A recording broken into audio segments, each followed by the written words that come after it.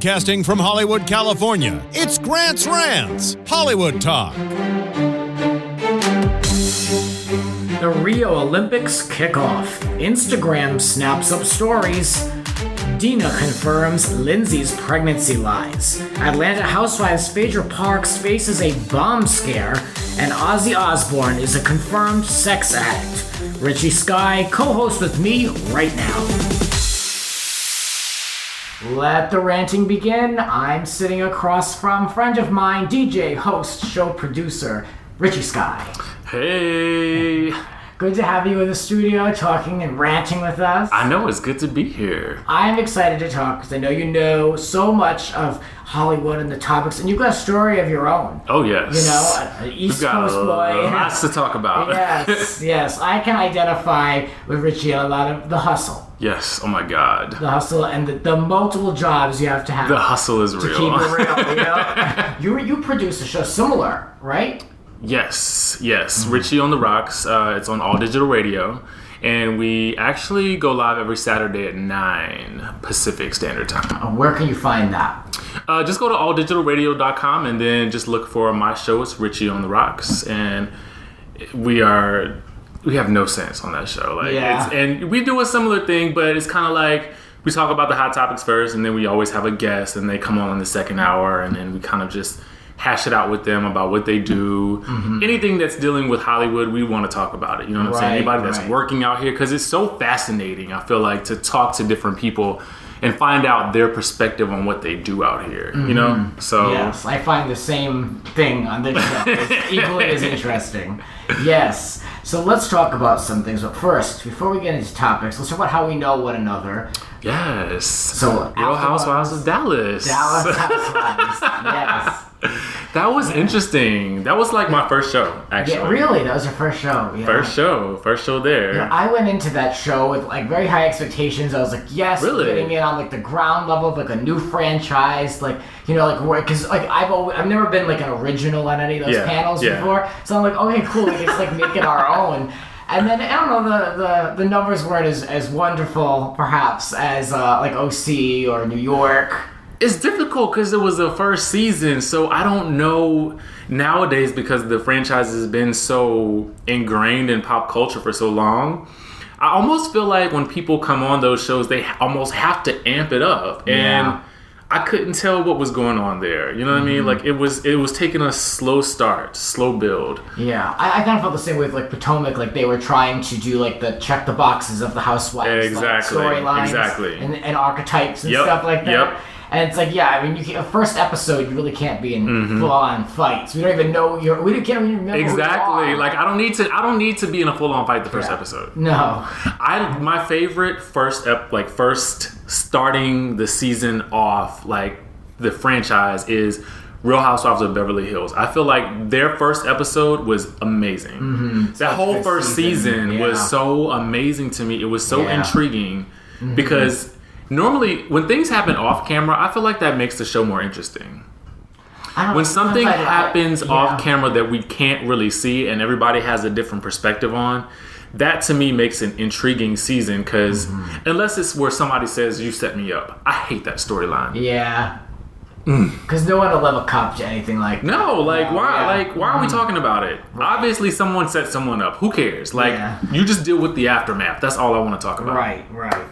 Well, from one set of Housewives games to the Olympic Games. Let's hear your thoughts on the games. I've looked at some of it. I looked at some of the opening summaries as long as I could take. It was kind of a lot.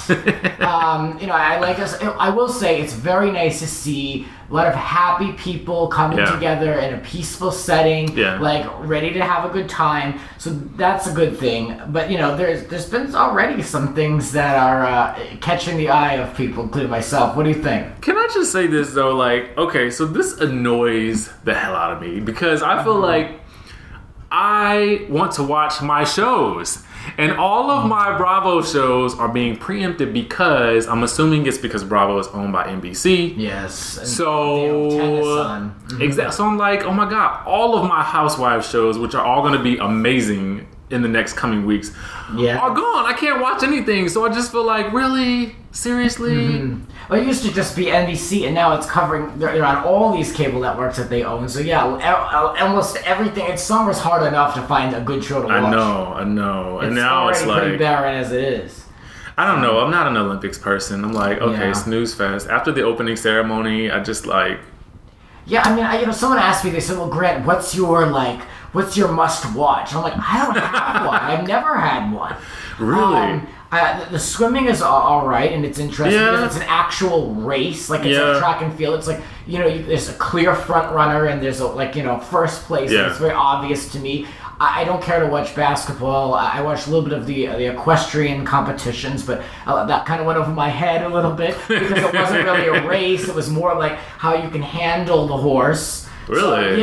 So I was like, okay, all right. So I don't know, and I felt really bad. There was I didn't see the competition, but I saw the video of that gymnast, that French gymnast. Did you catch that? No, I didn't. He, Samir Aid Syed, I'm sure I'm saying his name wrong, but he had a very bad landing, and his leg turned the direction in which it shouldn't turn. As he landed, and he's already planning to do the next 2020 Summer Olympics. Like, he's not going to let it stop him, but he has a long road ahead of him because the leg is like in the opposite. It's not a natural state. It's going to be a long road ahead.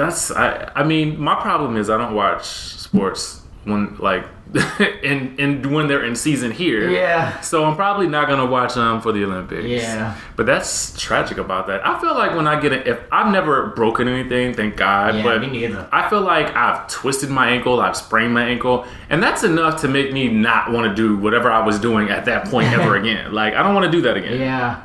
I don't know. Yeah, I mean that I can just imagine the real excruciating pain coupled with the disappointment of knowing that this one moment you had, you screwed up. And I know. It's just horrible. And they get sponsorships and things like that for this, right? So it's kind of like, do you lose that? Like, what does that mean? I would hope not. I would hope. If I feel like if it was in Hollywood, yeah.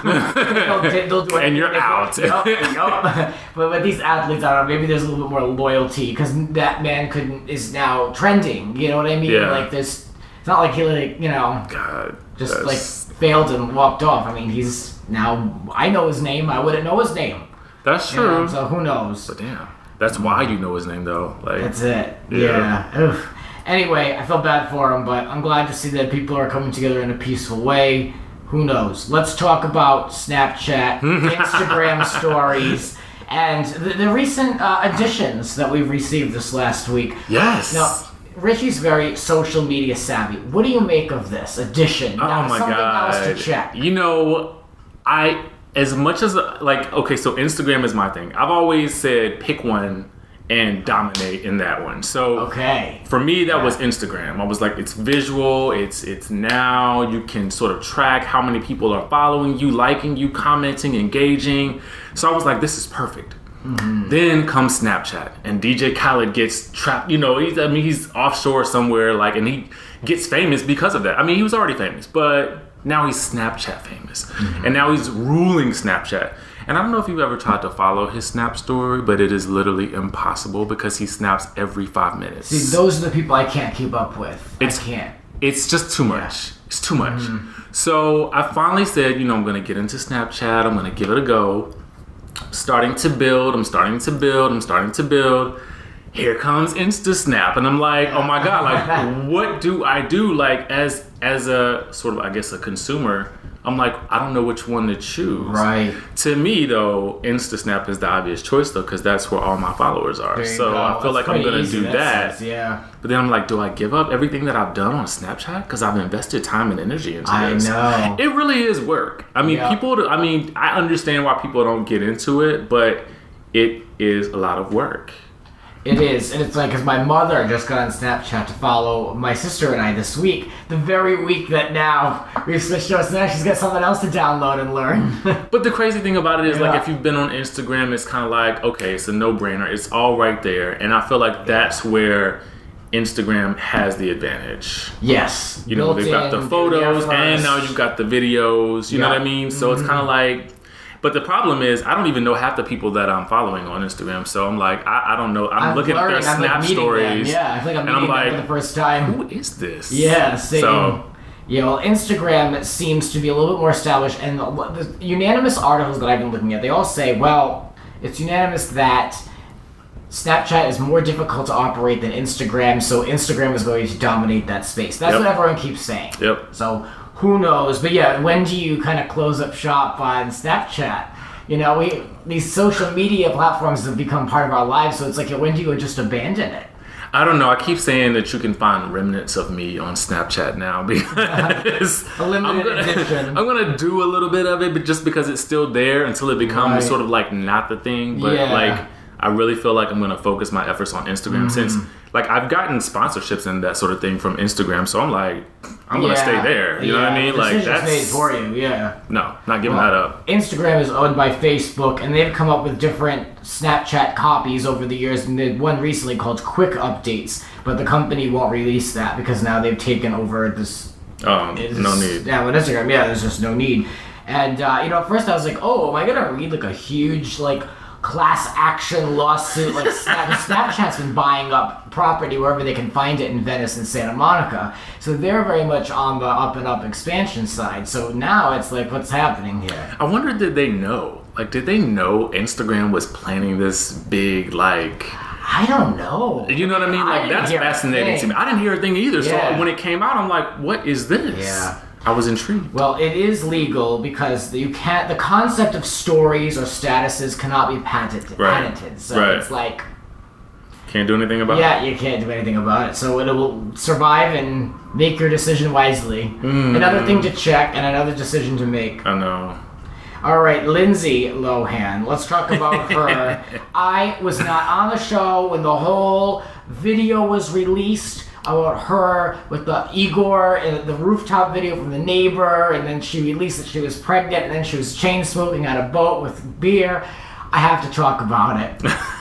I love following them, but it seems the engagement is off. Lohan talked to Mail on Sunday, and I don't know who they are, and she said, the truth is I wanted to make things work, but now I'm not sure if I can. There's been numerous incidents like arm twisting, and he'd come in, he's 23, she's 30. He'd come in late at night and be quote, a different person and all this, so... it's pretty much off. But I had to talk about it once Dina got involved. Everyone knows I love Dina. I have a picture of her on my bedside table.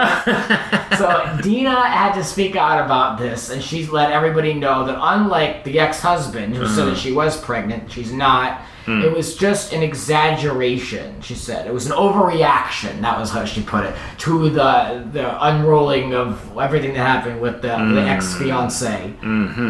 So, once Dina gets involved, I have to be. So, what do you think of all of this? So, what's left to say about Lindsay? I feel like I have a long history with Lindsay because I was collecting OK magazines and, In Touch and all of those back when she was really in her heyday and going crazy. You know what I'm saying? Oh, yeah. So, I feel like this is just her back to her old tricks again. It feels like classic Lindsay. She went from Mean Girls to just... I don't want to say just trash, it's just all trashy behavior from somebody that we were all rooting for. Right. But I kind of get into it because it's kind of scandalous. I mean, that was when her, Paris, and Britney were all you know what I'm saying? It's what's left of that era. It was the trifecta of amazingness for tabloid gossip, and I feel like we don't have that anymore. Some people are just always in a perpetual mess. And that's that family to me. You know what? I used to have a coworker like that, and I described her as Pigpen because from Charlie Brown, because everywhere she went, I felt like there was this cloud of disarray and things around her. So I kind of think that might be the case with Lindsay. I mean, I just don't think that it's going to be an easy road for her to ever get it right. No, and I must reference that own documentary that I talk about every time I talk about Lindsay on here. But that just proved to me God. Did you watch that? Yes. Everybody watched that, yet nobody watched it according to Nielsen. What a joke. In that documentary, she said that she was pregnant then too. So it's just, she knows that is going to tick people off. She knows that's the hot button issue that's going to get her press and all the attention she wants. So that's the line. You know what? When I looked at the photos and that sort of thing, the thing that really disappointed me most was she almost looked pregnant in those photos. Yeah. But then I was like, girl, can you get some shots in your derriere? Like, I just want her to, like, it just clued me in onto, like, she has the flattest behind I've ever seen. Just totally irrelevant to the story. But I was just thinking to myself, in today's age of buttocks enhancement, like, girl, why haven't you jumped on the trend? Yeah. I just feel like the road for, like, the opportunity for her to get on track and get back to where she was is always open. I feel like everyone wants that door open for her. Yeah. But I feel like she doesn't want it open for her. Like, it's just like she keeps self-sabotaging it, and I don't get it. Yeah, that's some, like, deep-seated, like, exactly thing you have to address. So it makes me wonder, like, if Britney can come back from 2007... And look at her today. Lindsay Lohan can make a comeback. Yes. I think most people want that, but who knows what's going to happen. I mean, I do feel bad for her in a sense if she did feel like she found someone that she could spend the rest of her life with, and then that's the end of that because she has no stability in her life. Like, it must suck to have to be, like, go from engaged to being, like, completely alone again. I get it, but we all go through that. Yeah. This isn't anything new, that she's experiencing. And I can't say that it's because she's in the spotlight because, I mean, really, like, she's not that much in the spotlight anymore. So it's kind of like, what do you do? What do you do? Well, let's talk about another person who could use some help, perhaps, or is willing to give help. Phaedra Parks was in quite Shady a scandal. Phaedra. She's one of my favorites. She's one of mine too. Yeah, I love her. She's great on that show. She needs to stay on that show. Amazing. So her office was threatened to be blown up. There was a bomb threat in her office, and what is his name? Drama or something? Do you know? She's actually made reference to him before, but I don't know his work. No, I'm not familiar either. I'm not familiar. I do not spend his work at my clubs. Yes. So this gentleman, we can call him, I guess, showed up and showed out with this security guard, went to the wrong office, demanded to see Phaedra, said, what is it? He had like a bomb-ass CD or something in his car. And so the person behind the desk took it way too seriously and thought that he had an indeed bomb on him. Let me tell you something. This sounds so cockamamie to me. You cannot... How would you ever confuse someone's... First off, how would you ever confuse someone saying that I have a bomb-ass CD in my car with I have a bomb? You know what I'm saying? Like, so I'm thinking to myself, that doesn't sound... Something sounds fishy with that story. Like, I feel like he really came there with the intent to do some type of harm. And, you know, Phaedra got wind of the situation, and somehow she probably knows his family. And they've talked him down off the ledge, and he's realized the error of his ways. And, you know, it could be drug related. I don't know. This is all in my head. And so I'm thinking to myself, she wants to just, you know, get him out of the spotlight. She wants to wrap up the situation nicely and move along. That's what I think happened, personally. Because I'm thinking to myself, that sounds so crazy. Right. It's interesting how Phaedra is still kind of in a world of a messy life, a little bit. You know, she's got one image going over here, but in her personal life, you know, she's dabbling in a mess over here. Just, I don't know, but I think that's what I love about her. I mean, there's this whole dichotomy of the Southern belle, but yet you married a criminal. You know what I'm saying? And like, you didn't know about his criminal activities. Like, there's another side. I find it fascinating. And you're a lawyer. Yes. Like, you were missing the signs all this time? Well, maybe she should just stick with funeral directing and stuff. Yeah, I think she should relax with all these people because it doesn't sound like they're a good group of people. No. Yeah, she said that now that she believes it was racial profiling because he had gold teeth and baggy clothes. So they said, well, that's going to be the reason why we're going to go after him. So now he was booked for terroristic threats. And he's held without bail, and now she's letting everyone know that she's helping him find representation in the law. This is such an odd story. Yeah. Like, the twists and turns just don't, like, I'm amazed by this. And they're in production now on Atlanta Housewives, right? So you know this will be on the show. It should be. Yeah. It absolutely should be. I don't know what else she has going on this season, so that should be interesting to see.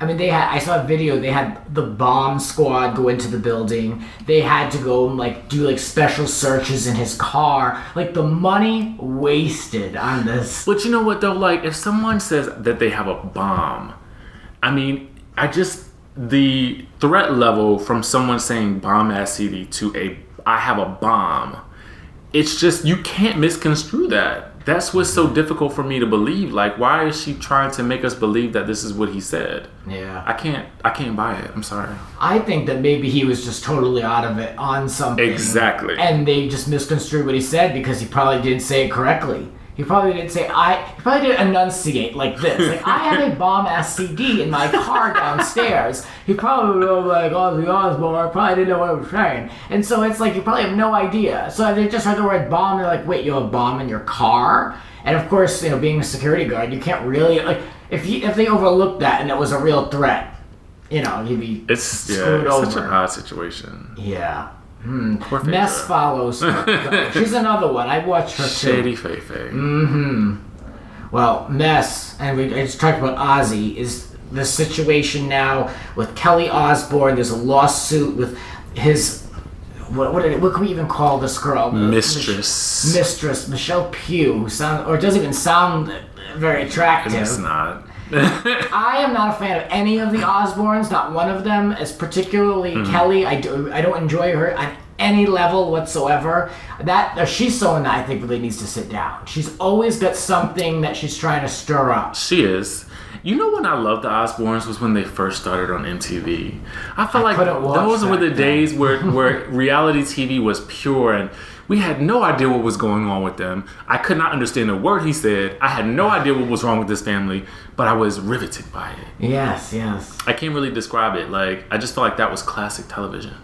Yeah. Now that put a lot on the map, for sure. Those are the days gone by, sadly. I know. And because now everything is so overproduced. Even like if you look back at, like, I always talk about Flavor of Love, but if you look back at certain clips, they would look at the camera, they would reference production, like they would break so many rules that you absolutely can't do now, and that just made it so much more real. I know, I loved it, but now it's kind of like you kind of know what to expect. You know what I'm saying? And you kind of almost feel like sometimes some people are amping it up for the drama. And if you look at a franchise like Love and Hip Hop, and it's like, oh my God, this looks like a music video. Like, it's crazy. Yeah. And I miss the days of pure reality television where you had no idea what was going to happen. Yeah, exactly. Now with all these blogs, you can predict. Like right now, it's about Phaedra. Like we know probably a storyline that's going to happen in the coming season that comes out this fall, which will probably play out early next year. And we already can predict it if we just saw that and we're like, whoa, there was like a bomb threat on Atlanta. Exactly. Like, yeah, I'm with you on that. Yeah, it's true. And now we know. Now. But anyway, back to these jackasses. Kelly is tweeted out this Michelle's phone number, and instead, like, what did she say? Like, go after her or something, or like call her, she's a whore, or something like that. And then she said that her father's almost 70, so then she said it was elder abuse. And then it came out that Sharon said on the talk that he has a sex addiction. You know, if I am ever caught cheating, that is the excuse I'm going to use. Because it seems to work for everyone in Hollywood. Like, a sex addiction. Why didn't I think of that? I'm not able to control my sexual urges, so I had to go out and have sex with someone else. There you go, yeah. And this makes sense how? Like, really? Yeah, and it's like, she's married to this guy and she doesn't know that. Like, wouldn't you know that? After how many years? Yeah. So she was so hurt and so surprised when he cheated on her. But yet, he's addicted to literally everything else. He has an addictive personality. He's almost 70 and it's coming out now. Not like when he was like 18 when his sexual drive was like the highest it could be. I mean, I think she's just trying to save face at this point because she's not going to leave him. She's not going to leave Ozzy. Those two can have each other. All of them can go off on a boat and disappear. You know, this Michelle lady, I just kind of feel like she's saying that, you know, he made her feel like the love of his life, this, that, and the third. And I'm like, girl, really? Like, you knew this man was married. You know what I'm saying? Like, it's obvious. How do they allow themselves to be talked into this? What is the allure of Ozzy Osbourne at this point? I just don't get it. I don't either. Like, I could see if he was like, you know, if it was Brad Pitt or somebody, you know what I'm saying? Right, yeah. No. I know, on any level, I can't imagine any. I mean, even I was always surprised. I always wondered what Sharon saw in him, and they had legitimately had like a love connection.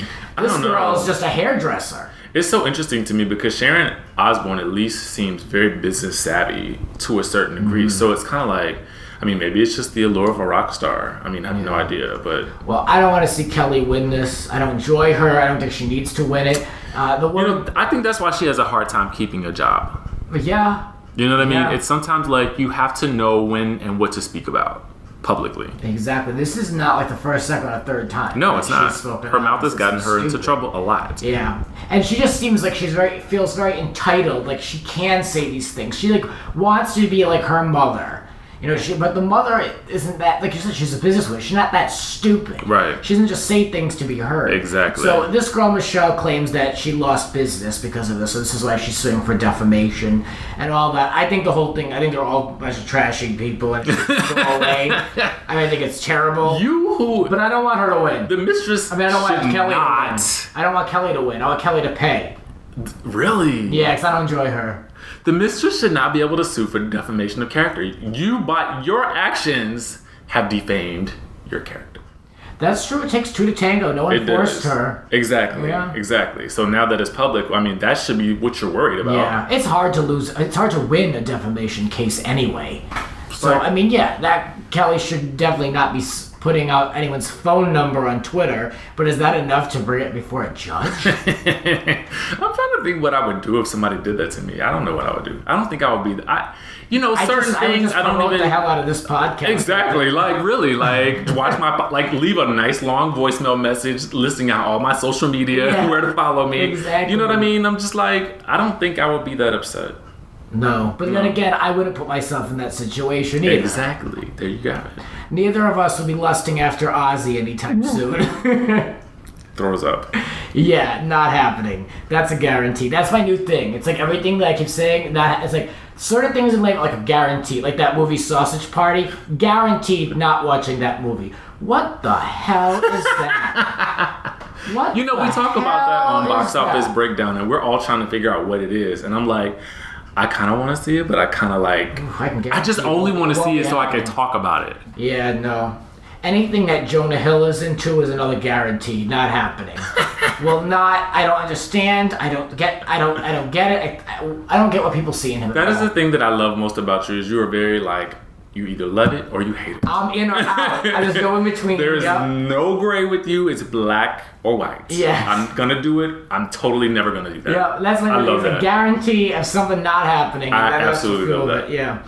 Well, one thing that I would do, here's something I would do. I would go to this new bar. There's a bar in LA called Nickel Bar. Brand new, opened at the beginning of the month of August. And it has bathrooms that are separated by Bruce and Caitlyn Jenner. On one door, there's the Vanity Fair cover, and the other door is the Wheaties box, and then some, other images in between of iconic moments. And so that kind of differentiates the room where you would go to use the bathroom. And they said that this has not been met with any offense or any controversy yet. They said most people get it. I would be curious to check it out, but I feel like I get it. I don't really need to go there to see it. Like I get it. But... when I saw it, I was just kind of like, I thought it was dope because I feel like it's just an acknowledgement of what's going on right now in pop culture. Yeah. And I didn't think it was derogatory or like offensive because obviously Bruce is on the men's side, Caitlyn is on the women's side. It's really an acknowledgement of who he was and who she is now. You know what I'm saying? So it's kind of like, it's a bathroom too. Yeah. It's a bathroom. I really don't think anyone is going to take offense to that. And if they do, what is I don't understand these personal effects, these personal damaging the actions around these people. They get so aroused and upset over it. Just don't go to this bar. Sometimes people look for reasons to be offended. That's what I think. Yeah, absolutely. And I'm like, we live in such a litigious culture too. So it's like, you say the wrong thing and it's kind of like, oh my God, like everybody's in an uproar. And it's kind of like, really, sometimes you just need to let things go.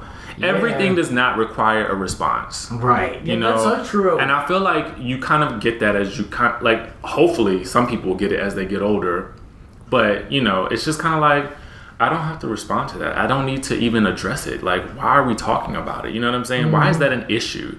I think it's cool. You know what I'm saying? Yeah. I think it's like, that's a novel concept. Why didn't somebody think of that before?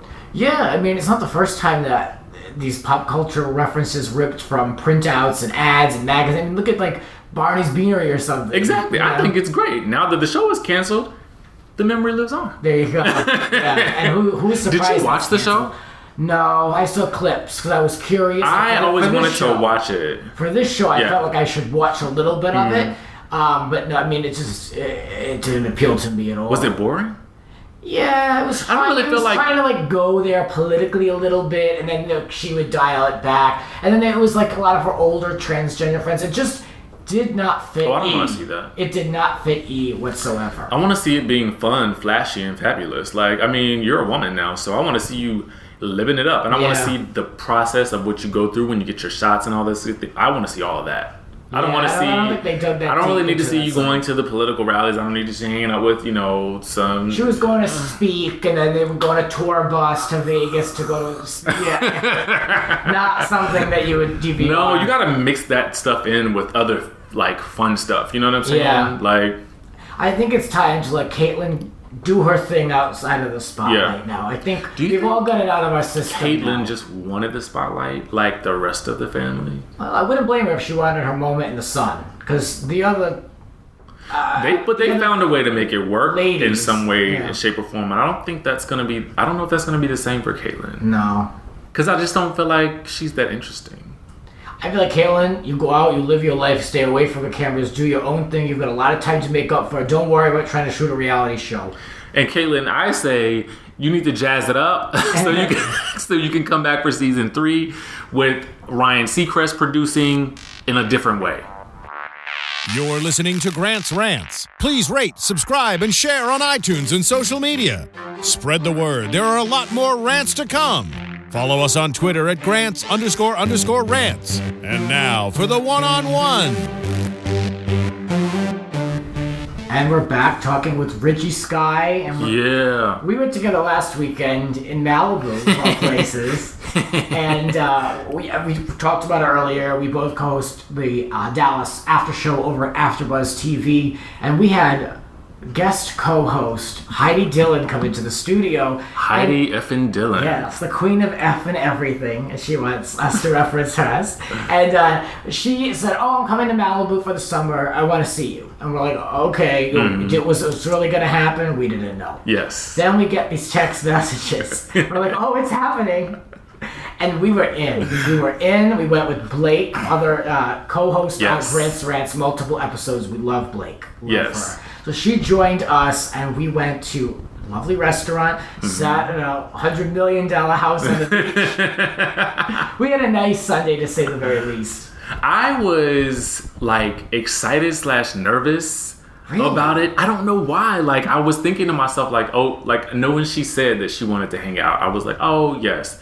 Because, you know, some people say that, and it's like you never hear from them. No. When she got back, she was like, when are we hanging out? And I was like, oh, so this is really happening right now. Yeah. And then when we set the weekend, it was like, she said, oh, I'm going to make reservations, this, that, and the third. I was like, oh, this is really happening right now. So then I started to get kind of nervous, and I don't know why. Like, because I had no idea what to expect. Yeah, I was excited. I was just like, I'm going for the ride. I'm probably going to have a glass of champagne, so it's going to be okay. Yeah. You know, I was just like, I don't know. This could last an hour, could last 5 hours. Who knows? So I was just kind of in. You know, I knew I could talk with almost anyone. Yeah. And I knew I had a lot of questions for her, so I was like, I can keep the conversation going. It won't be awkward. And she's a very intriguing person who has done so much. Yes. So for me, it was just like, it was interesting to kind of sit with her and learn more about her, but like also get a chance to sit with you and Blake. And it was just a cool little group and just a great Sunday. Like, I really needed that. Yeah. And I didn't know that because I spent so much time doing this and doing that. So it was great to get out of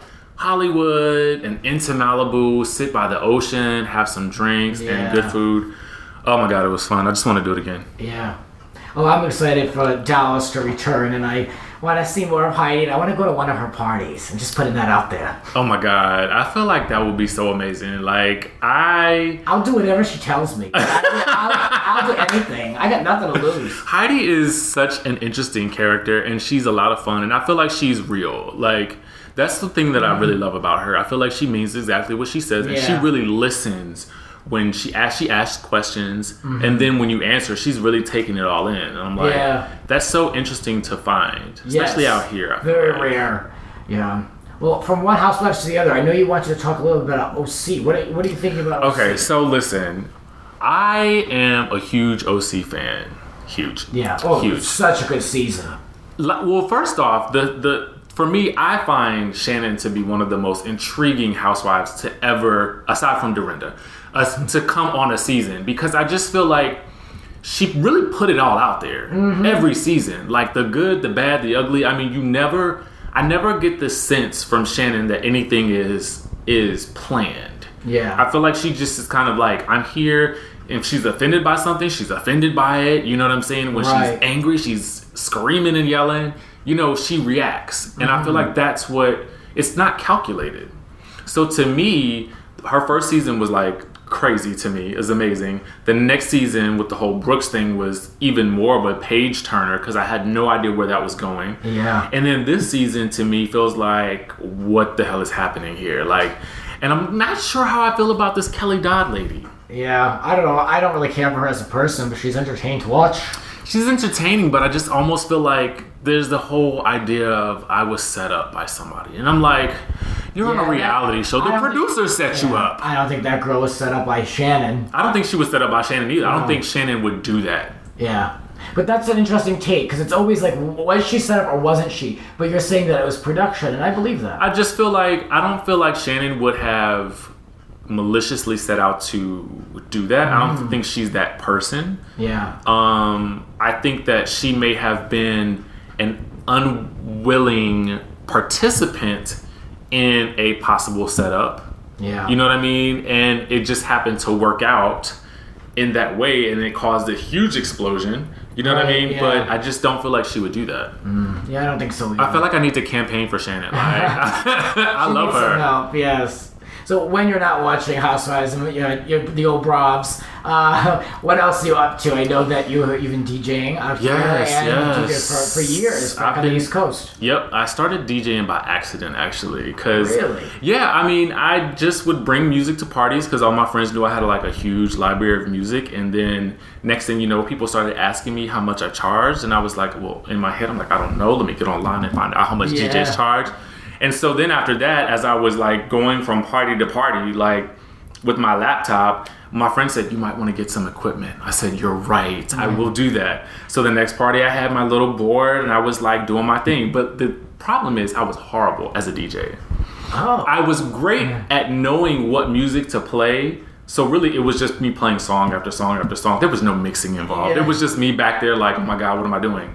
I'm getting paid for it and I'm drinking all the time. You know what I mean? So it's kind of like, what's happening here? And then it was the next thing I knew, I'm in New York. I'm DJing at Pride in New York. And then after that, I'm in Puerto Rico. Then I'm in Miami. And I'm like, how did this happen to me? Wow. Like, I don't like literally fell into it. Yeah, literally. I mean, it was just like one gig led to another, led to another, led to another. And then I thought, well, maybe I should start marketing myself a little bit more. So then I started handing out flyers and that sort of thing. And I started to notice that my social media accounts were like starting to like, you know, kind of grow and grow and grow. And I was like, oh, like this is really doing something for me. So I just kind of kept doing it. Then I had this idea. Well, around what time period was that? I'm just curious, year-wise, with social media. Like, did you get in on like the beginning of all that? I wouldn't say the beginning. I started DJing seriously probably about 6 years ago. Okay. And it was just gradually over time that I started to notice certain things working together. You know what I'm saying? And then last year, it was so funny. In 2014, I had done a scene for not a reality show, a web series. I was in one scene. But that scene was in that episode that got submitted for the Daytime Emmys. And this was the first year that they started doing the new approaches category. Right, yeah. So that ended up being last year that it got submitted. So I found myself at the Emmys last April. And I was like, what the hell am I doing here? Like, how am I here? Like, I was in one scene. Like, but because I was in it, I was able to, go, and obviously you have to pay for it and everything. And so I came out here and I said, you know what? I'm moving to LA. Yeah, that was it. So 2 months later, I was here. That's great. What was the web series? It was called Anacostia, the series. Yeah, so they're in season 4 right now, going into season 5. I've heard of them, yeah. Yeah. That's great. Yeah. The big competition with that was The Bay. Right. Yeah. There's a lot of soap stars in both of those. Yeah, that's where a lot of them are going. Yeah. For sure. So it's very interesting. That was the moment for you. That was the moment. And the funny thing about it was I was putting together my album then, because I've been rapping since I was 13. So I was like, DJing became a way for me to play my own music. So that was another thing that I was doing. I was performing a lot, and I finished the album, and then the album was scheduled to come out in August 28th. But then I moved out here, and I was like, what the hell am I doing? Like, I'm really jeopardizing putting out this album, and I'm coming to a place where nobody knows me. Yeah. So I kind of feel like I need to like do that whole process over again. You know what I mean? Like, I want to work on more music, because I always envision myself being like the Calvin Harris, you know what I'm saying? Or like a David Guetta. Mm-hmm. That's what I wanted for myself. As a DJ, I've always wanted to end up in Vegas. You were always interested in music, right? Mm-hmm. I mean, that was part of your family and all of that, right? My dad's a musician. My mom sang. So I was just like, my dad played bass guitar, drums, like keyboard. He did a lot. So I was like, I guess I should be doing this stuff too. Yeah. And now you're just doing like the modern version of all of that. Exactly. Just putting it all together myself. Yeah. And I did everything myself. All my music videos, everything. I just did it myself. Mm-hmm. But I fell into hosting when I was in DC, because a friend of mine asked me to do a web, like a sort of like thing on the web, and we called it the Morning Wood Show. Okay, and so we started interviewing. Literally, we did our first episode. We put it out there.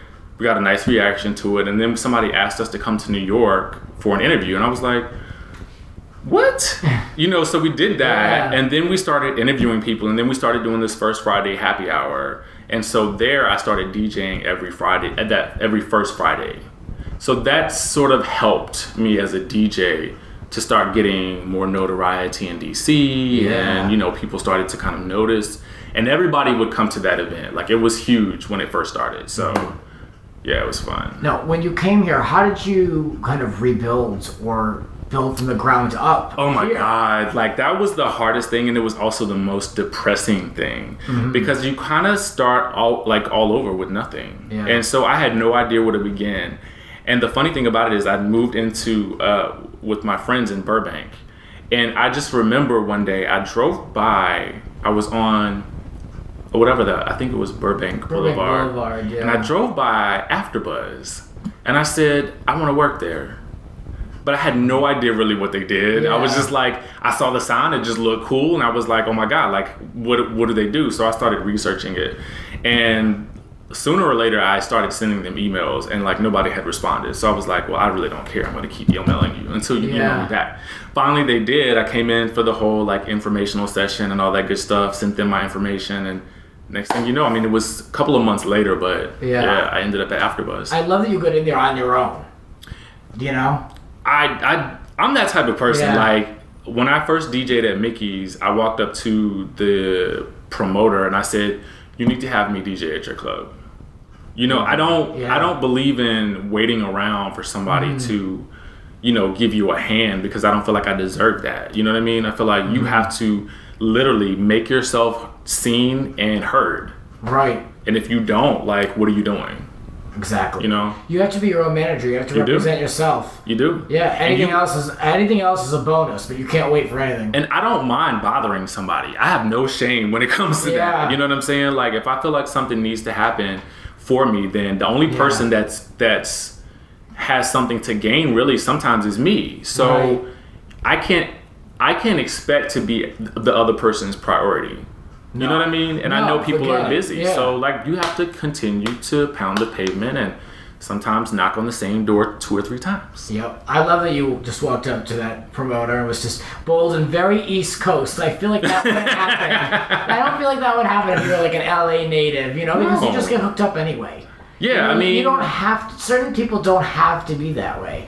But people like us too, and we're like, fine doing it. Yeah, I feel like that's what we've been doing. I mean, I feel like if you live on the East Coast, I feel like that's just ingrained in you. Yeah, like you just know to do that because you know people have to like hear you. You know what I'm saying? Right. So that's what I've been doing at this point. And with that, you've been, like you mentioned, building all of your social media accounts. Well, what are some tips that you might have for people that are trying to build their brand? You know what's funny? I would say a couple of things that are quite obvious. One, take great photos and great videos. Like you would be surprised by sometimes what I see, I guess what we all see when people are posting on social media. Like grainy pictures, you know what I'm saying? Like just stuff like that. Like nobody's gonna really, maybe your friends are gonna like that, but people who just happen to come on your page, they're not gonna like that. You know what I'm saying? Yeah. So you have to post like great photos, great content. That's the first thing. Hashtags are the second thing. Honestly, like I hashtag the hell out of every post that I make. I have no problems with it. I have friends that I tell, I need you to comment on every post that I make. Because people want to see engagement, and I'm not afraid to say that. Right. But I know that I have dedicated friends who are gonna comment even if nobody else does. Right. So people like what other people like. Mm-hmm. So once I started to notice that, things started to kind of build over time and I was also handing out flyers at my gigs. I used to hand out, here, you take one, you take one, you take one. Follow me, please follow me. Did you like my set? I was that guy. Right. So I think that kind of paid off for me. Mm-hmm. And then having other people feature me on their Instagrams or, their Twitter, that sort of thing. Yeah. So you do the magazine stuff, you do blog posts, you know what I'm saying? And they feature you as well. So then you're starting to get more people coming to your site. The other thing is, once you get featured on Instagram, I mean, it's that's pretty much a wrap for you right there. You start to just build after that. Because people will start following you just because they see that you're featured. Right. There you go. What do you have to do to be featured, though? I really don't know. I was featured and somebody told me I was featured. So I was like, okay, well, that's cool. But otherwise, it's I've done a lot of promoting. And I will ask bloggers to promote me. I don't have a problem with doing that. And I feel like you have to say to people, can you do this for me? And then what do I get out of it? I don't know what to get out of it. You just have to present something. Yeah. Everything that you do, I feel like you just have to tell people what you want. If they do what they do, if they don't, they don't. You move on to the next thing. Right. You can't be afraid of the no. Mm-hmm. So on the hosting side of your life, what are your goals in that realm? When I was a little kid, I always wanted to be on Entertainment Tonight. That was my dream job. I watched it every night as a kid. I don't know why, but in the back of my mind, that's what I knew I wanted to do. So when I did the Morning Wood show, I realized that I was pretty good at it. My co-host was actually funnier than me, but I was more focused.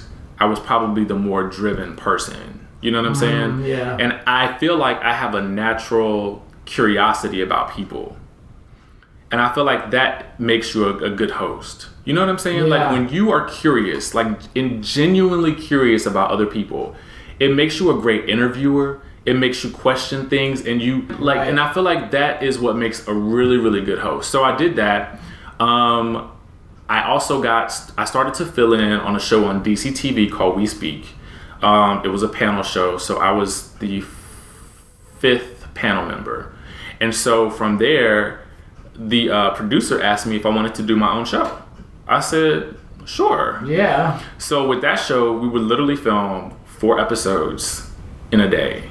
So I had to literally come up with the guests, the questions, do all the changing of the outfits. I would have to bring in my friends to, assist and all that good stuff.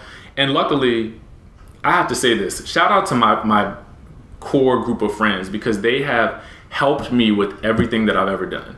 And I don't know why they believed in me. Every time I had an idea about something, they would be like, okay, I'll help you. And I think it was because they saw that I was doing things. You know what I'm saying? Yeah. I wasn't just talking about it. I had an idea and I would say, I need your help, and they were there. That's the difference right there, especially living in this city. Yeah. Yeah. Execution and follow through is more rare than people think. Yeah. So from there, And then again, even with that, we were ready to do more episodes with that, but I had decided to move to LA. So I was oh my God, I'm giving up everything right now. Wow. Literally everything. So this 4-episode project you worked on, was this on the digital side of WeTV? What was this exactly? Well, it was for DC TV, and it was actually it was actually on TV, and you can find it online too. We actually ended up doing 8 episodes because I had more time.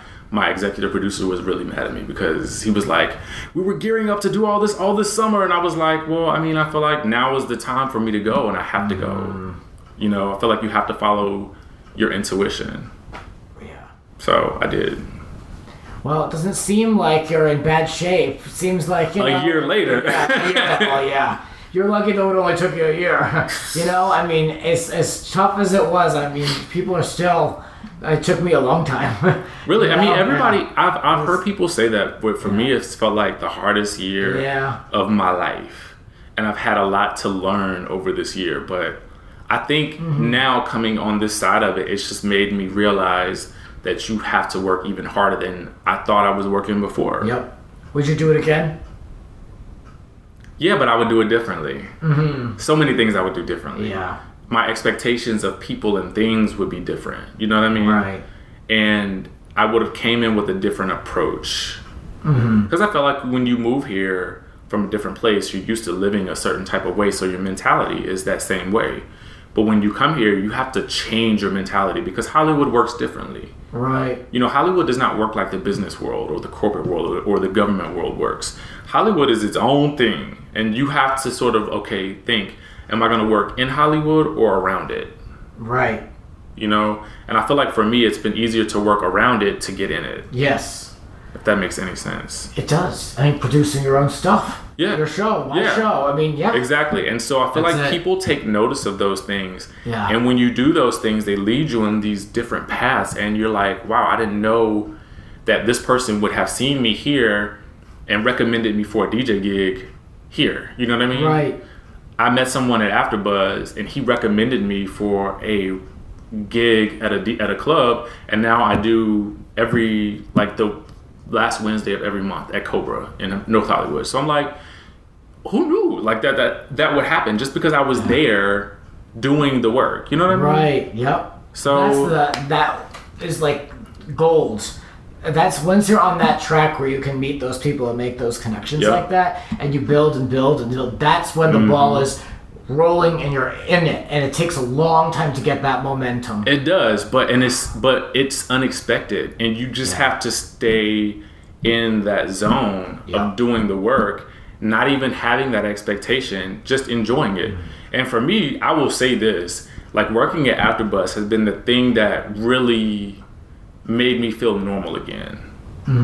In the sense that I had been so focused on the things that had happened to me since I moved here, but working at AfterBuzz gave me an outlet to do the things that I love to do and be surrounded by people that are interested in the same things.